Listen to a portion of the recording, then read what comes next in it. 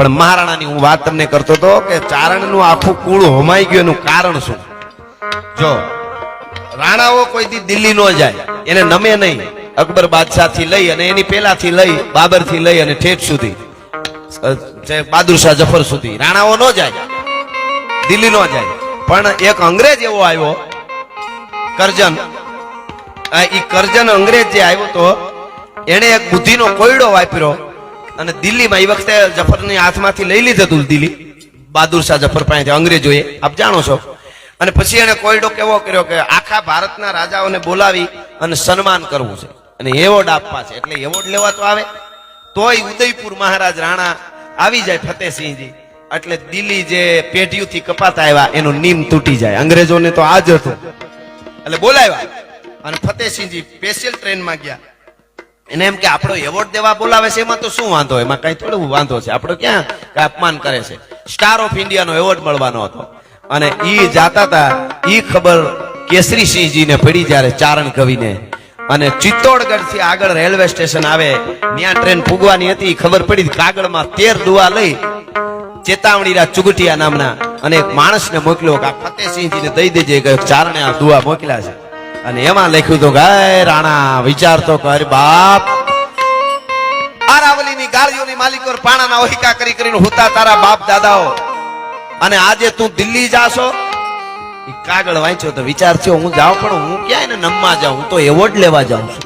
ત્યાં દુઓ લખ્યો તો પગ પગ ભમ્યા પહાડ અને ધરા સાંડ રાખ્યો ધર્મ, ઈણસુ મહારાજ આજ હુવો હૃદય ઇન્દરો. હે રાણા ફતેહસિંહ, એમનેમ નથી એમનું હૃદય રાણા થઈ ગયા કાંઈ.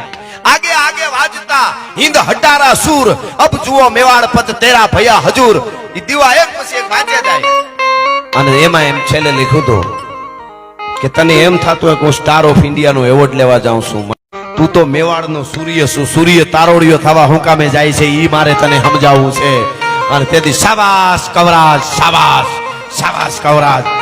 શાબાશી નીકળી ગઈ કાગળ વાંચીને. અને દિલ્હી ગઈ ટ્રેન. દિલ્હી ટ્રેનમાં ત્યાંથી ડબ્બો એન્જિન બદલાવી અને સીધે સીધા પાછા ઉદયપુર આવી ગયા. પણ દિલ્હી કચેરીમાં નો ગયા રાણા ફતેહસિંહ. ઈ ખબર અંગ્રેજોને પડી, કરજનને પડી ગઈ. આ નો આવ્યા, મારું આવડું મોટું સપનું કે આખા હિન્દુસ્તાનને નમાવી દઉં અને દિલ્હી રાણાઓને જે મોગલો નો કરી ગયા એ કરી દેવું. એ સપના માથે પાણી ફેરવનાર કેસરીસિંહજી ચારણ છે એટલે એનો બધાય ગ્રાહ જપ્ત થઈ ગયા. હોનાના વાસણો વાળો ચારણ તો ઘરે હોનાની તાહળીઓ હતી, કાહાના હોના બધાયની હરરાજી આખા રાજની કરીને આખું કુટુંબ નીકળી ગયું ક્રાંતિ લડવા માટે. આખું કુટુંબ ખપી ગયું. આ એક રાણાઓના રાજપૂતોની આન બાન ને શાન ને હાચવવા ચારણનું કુળ આખું ખપી ગયું છે ને. એટલે કહેવાય ઇતિહાસો ને પઢા રસો ને जिसको गाया, तलवारों की साहों ने जिसको दुलराया, वही कलम का धनी ज्ञान का कारण हूं मैं, चारण हूं मैं, चारण हूं मैं, चारण हूं मैं. એટલા માટે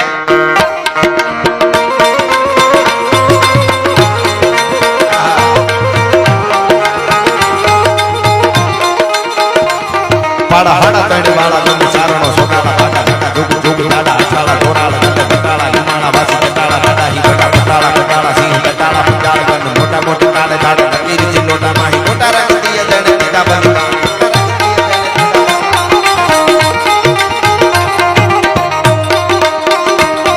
લડ્યા હલ્દી મેદાન માંથી યવ લોની ફોજ આમે ભર વાને આયા શાહી ભોગ લોની ફોજ માંથી એકલો રાજકો રાણો હટકો એકતાવીના ટોપુના મંડાણ માડ્યા રાજપૂતી ફોજ. રાણો તો રાણો જ હોય પણ મહારાણા પ્રતાપ એટલા પત્નીએ નહીં કીધું હોય કે આપણે ચિત્તોડના હવા મેલોની માલિકો હવા ખાઈ નહીં આયા આરાવલીના ગાળીઓમાં હું કામ તડકા ભોગવી. એને નહીં કીધું કે આપણે કોઈક દી પિકનિકમાં જવું જોઈએ. હિન્દુસ્તાનની ધરતીની માલિકો લડી હગે એટલા માટે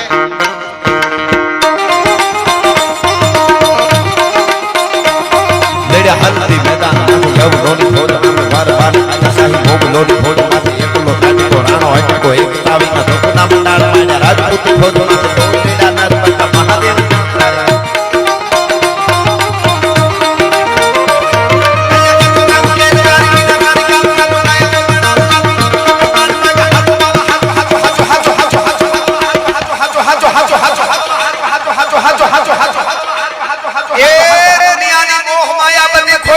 દ્વારકા વાળો હાથો છે, દ્વારકા વાળો હાથો છે.